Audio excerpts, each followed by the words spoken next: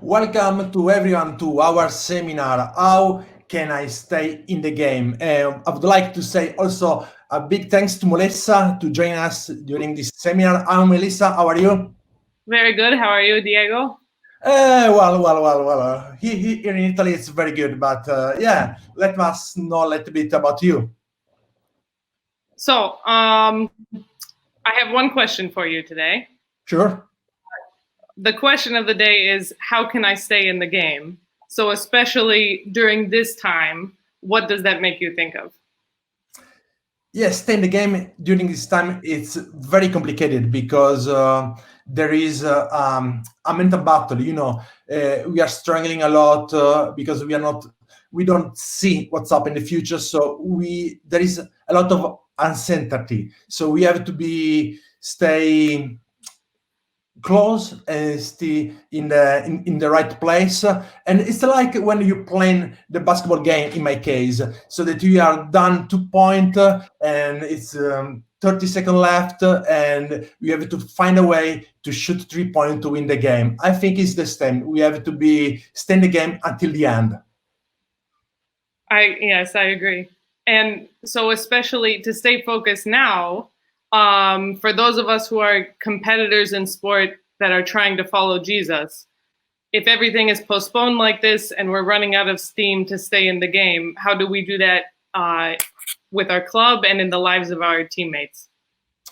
Yeah, when you are not playing, when you are not staying with your team, it's very complicated to stay connected with them. So, and we are called to spend time with them. We are using technology. We are using our cell phone that we can get in touch with our athletes, but also stay in their life, stay with them during this process, because it's a process. So we have to stay close to them and share also what we are facing and what we are learning during this transition time. So it's postponed, but it's not finished. We are looking for the future, so for the next step. Very hopeful. Yeah, thank you. And now I think it's good to introduce another guest, Dano. How are you, Diego? How are you, Melissa? How's it going? Very good. Very good, Dano. And you? I am good because it's sunny in England at last for one day, maybe for one day. It's a beautiful day. And we've got the conference, okay? It's a good day. I'm really good. Thank you very much. Very good, very good. And we are waiting for you because we are going to share something about what we are finding in the Bible about this great topic that we are going to talk. Yes, we are. And it's an incredible privilege. The theme is, how can I stay in the game? And to do it, we're going to look at the Apostle Paul's final letter. He writes it from prison. It's called 2 Timothy. And he writes it to his colleague Timothy, really on his deathbed, effectively, when he's in prison. Now, you're an athlete, right? And you know how to stay in the game. You've learned it when you're really young. Soccer, 90 minutes, maybe 95, 96. You know how to time it. So many goals are scored in the last 10 minutes of a soccer game. So you better learn how to last the course and stay in the game if you're really going to be good at it. It's no good being great for half an hour. Not good enough. How do you stay in the game as an athlete? You'll know that. You'll have learned that. How do we stay in the game as a Christian in the lives of our teammates in this very difficult time with COVID? Let's have a look at 2 Timothy, because this is a letter where Paul is writing to Timothy in a very difficult situation. The church in Ephesus, where Timothy is visiting, and Paul started, has turned against Paul. It's against his teaching. It's a battle.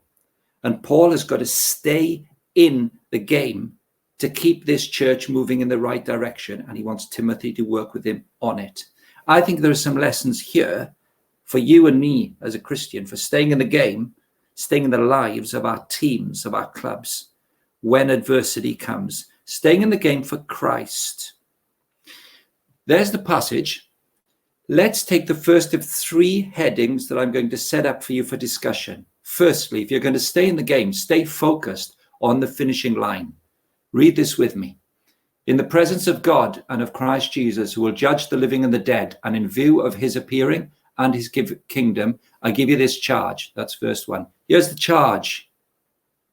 Verse 6, for I am already being poured out like a drink offering, and the time has come for my departure. I have fought the good fight. I have finished the race. I have kept the faith. Now there is in store for me the crown of righteousness, which the Lord, the righteous judge, will award to me on that day. And not only to me, but also to all who have longed for his appearing. Here's the first thing a Christian athlete or coach has to do to stay in the game. Get your eyes off the present difficulties and keep your eyes on the finishing line. Do you see that in verses 6 to 8? One day we will finish the race. We will have fought the fight. We will have kept the faith, and the reward, the crown of righteousness from the righteous God, will be awarded to us. All of us who have longed for his appearing. Friends, here's the simple and straightforward advice of Paul. If you're going to stay in the game for life as a follower of Jesus in sport, get your eyes on the day when you meet Jesus and he says, well done, come on, come home. That's our long-term vision. That's our 95 minutes. That's the final whistle. Keep your eyes on there when it's tough in the middle of it, in the midst of the battle, and you'll always have a clear perspective of the reward that's coming your way. Stay in the game for Christ. Stay focused on the finishing line. Here's a second thing that Paul is clearly showing us here. Stay consistent. Look at verse 2. Preach the word, be prepared in season and out of season. Correct, rebuke, and encourage with great patience and careful instruction. For the time has come where people will not put up with sound doctrine. Instead, to suit their own desire, they will gather around them a great number of teachers to say what their itching ears want to hear. They will turn their ears away from the truth and turn aside to myths. Secondly, then, if you're going to stay in the game, stay consistent. Look at verse 2. Preach the word. Always be ready, in season, out of season, good times, bad times, great times, tough times, all the time, in season and out of season. And be willing to correct people's understanding of Christianity, to rebuke people's understanding of Christianity, and encourage people's understanding of Christianity. And you'll need to be really patient and really careful as a teacher. Imagine all the skills involved in that. But underlying it, you can discuss those skills. Here's what's underlying it. Keep to the gospel. So one, if you're going to stay in the game and in your friends' lives, keep your eyes on when Jesus comes back or when you die. That's the reward. 2, never move from the gospel. Stay strong on the gospel, whatever's happening. Always be willing to correct, rebuke, encourage, patiently, kindly, and carefully. Never stray from the simple truth of Christ crucified. 3 to 4 tell us that people will always move away from the gospel. Do you see that? A great number of teachers, verse 3, will say things that people are dying to hear. They'll turn their ears away from the truth and to myths. If you're going to be a Christian involved in sport, you're going to have to stay consistent, and you're going to have to battle for the truth of the gospel, and you're going to have to argue against those who deny the gospel ever so subtly. This is how we stay in the race, in the game, for the whole of our lives. Keep the simple, clear, basic, apostolic gospel at the heart of your life and never stray from it. Never be ashamed of it, ever, at your club or team, ever. And here's his third piece of advice. If we are to stay focused on the finishing line, if we're to stay consistent, here's the third thing he has to offer us. Stay calm. Oh my gosh, you know, don't you, as an athlete or a coach, you know that when the pressure's on in the heat of battle, it's the person who has icy, cold veins, warm heart, cold veins, calm. Look what he says to Timothy here about the adversity he faces with a church that's turning against Paul. Timothy, keep your head in all situations. Stay calm. Keep your head. However you feel, keep your head, whatever's going on around you. Secondly, endure hardship. Yes, it's tough staying the race as a Christian in sport, but be ready for it. It'll be tough, like a game is. Third, do the work of an evangelist. We've just seen that. Never move away from the good news. Don't elaborate on it. Stick to it. Keep to it. Never, ever veer from it. And look at that. That's where it goes out, you see. Discharge all the duties of your ministry. Can you say, it goes full circle. Can you say, when the Lord returns or you die, when you get to the finishing line, can you say, Lord, look, I kept my head because you helped me. I took the tough times as a Christian involved in my sport. I never moved away from the core gospel of truth and tried to make it more clever or sophisticated than you said it is. And Lord, here I am. I fought the fight. I've finished the race. I've kept the faith. Hello. The crown of righteousness is mine, Lord. Great to meet you.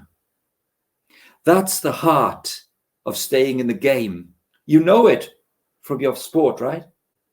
Now apply those lessons to these three things. Stay focused on the final whistle when Christ returns. Secondly, stay consistent. Stick to the gospel and never be ashamed of it. And finally, stay calm under pressure. This is the great honor and privilege of how people like you and I stay in the game for sport through the power of Christ, that the people might know him. Hey, Diego, and Melissa, back to you. Yeah, thank you, Dan. It was very powerful. It's great how the Bible is teaching us about stay in the game during some tough time, because it's very complicated. But we have listened the word. Now we want to listen an athlete that is with us, Melissa. Here we are. So I have some question for you. So what is your sport and what is the situation in your country? So I'm a volleyball and beach volleyball player. I've been the last few years really focusing on beach. I'm in Malta right now, which has not been as bad as other countries, I think, but still basically quarantined and no sports training allowed at all. We were finishing up the indoor season and it was just stopped in the middle and doesn't seem like it's going to continue. The beach season that I was really looking forward to has pretty much no chance of happening. Last year, my partner and I had done some pretty big competitions and did not do as well as we wanted to. So we were really wanting to fight this year and try to get something back. So even before all of this, she became pregnant. So now we realized that we weren't going to have this whole season. I didn't know how I was going to train anyways, or who I was going to be with. And then after all this happened, it seemed like all the hope was gone right from the beginning. Yeah. Yeah, and also during this time, how you can stay in shape with this major limitation to be prepared for what is the next of your season, because we don't know when it will happen, and how you're facing this one. So yeah, I think that was the hardest thing at the beginning, to realize that we don't know what's going to happen. And I feel like the last year, especially, we've felt really on the top of our game and doing well. And we all want to perform at our best all the time. So I think the first thing that happened with all of this was that period of mourning where you realize this is actually not a performance time. And this is not a time to be like, it's very hard to be at our physical peak. We can work on our mental state and things, but we know that we don't have all the support systems around us that we normally can.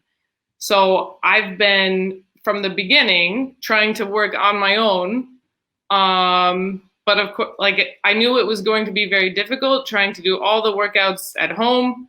So I kind of accepted from the beginning that there would be some failures in it. So I made a system where I could work out every day if I wanted, but allowing that I can take a break. I'm allowed to take a break whenever my body doesn't feel like it.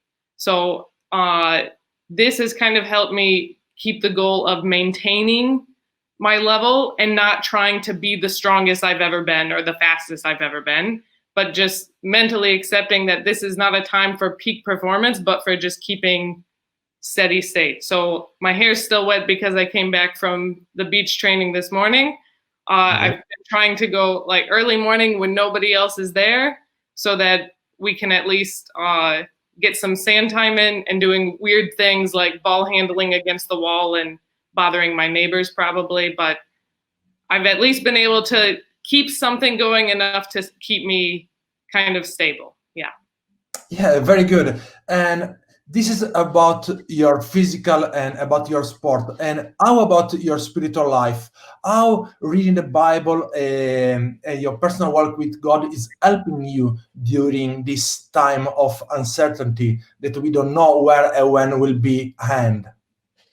Yeah, I think to me, it goes hand in hand a bit with the physical of accepting that I don't have everything the way I want it all the time, and being honest with God about how I'm not very happy about that sometimes, and like having that struggle a bit. I used to get very grounded by being able to go to church and be around people every week. And of course that can't happen now, but I've accepted, like I have made kind of a routine, but also I don't feel super guilty or bad if I have to break that routine one day or something goes wrong and I don't have time for things. And I've learned like a bit more acceptance and just being able to speak to God whenever I need to, whenever I want to. And in the meantime, I think everyone else is dealing with these spiritual issues, whether or not they view them the same way. But like my teammates who maybe I don't talk to them for a long time, but then they'll have a question out of the blue, and just to be able to be ready for whenever a conversation might come along. Yeah, thank you so much, Melissa, for your insight. It was very helpful, and I think many athletes will agree with you that stay close to God. It's the main point. And also, thanks, Deno, for your teaching. Was very, very, very great and very helpful. And so we are now we have a lot of questions for you and that we can discuss together. So let's join us.